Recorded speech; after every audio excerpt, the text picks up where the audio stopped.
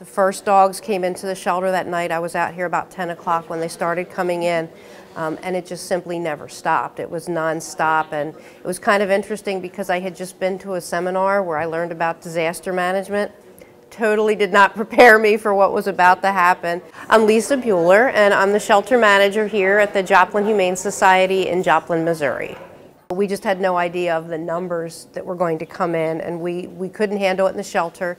We had to use the warehouses that were, thank goodness they were next door and let us use them. We expanded from 1 to 2 to 3 warehouses to house all the animals. We had more than 15 vets volunteer. We had community volunteers from our community and I think from almost every state in the nation that came to our shelter to help us. At first, I think we were all just kind of running with coffee and caffeine. We had people at the shelter here from 6 o'clock in the morning till 10 o'clock at night. And you know, my staff was here. They worked pretty much nonstop. They worked 7 days a week. Nobody got a day off. And I didn't even have to ask, is what was amazing. They were just here. They were coming in early. They were staying late because we live here. I mean, this is our community and we wanted to help. And you know, the people would come in missing their pets and we would cry with them. And then we would cry with them when they found their pets. I mean, it was just some of the most amazing, heartwarming stories, you know, and those things were important to carry us through that rough time.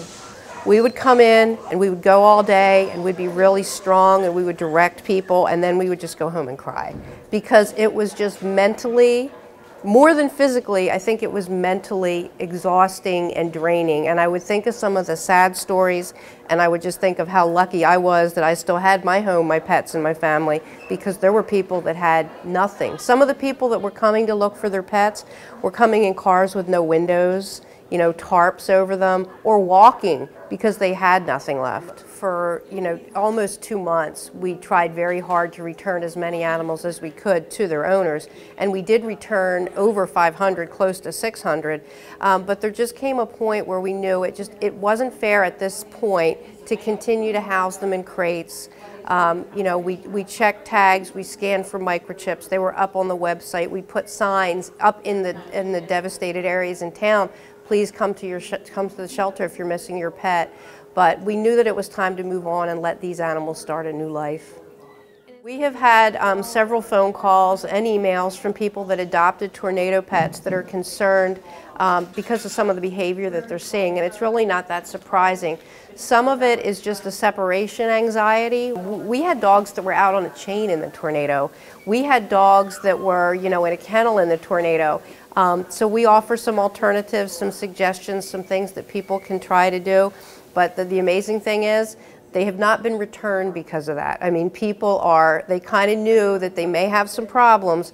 They're riding out. They're doing it. At us, we're getting new people come to the shelter that probably would have never come in before. And it's just, I think that it's going to be bigger, it's going to be better, and that we're going to feel more cohesive. Nobody believed that there would be that many volunteers. And I think we amazed ourselves, and that amazement made us feel good, which I think just gives us the strength. Well, if we've done this, we can do anything.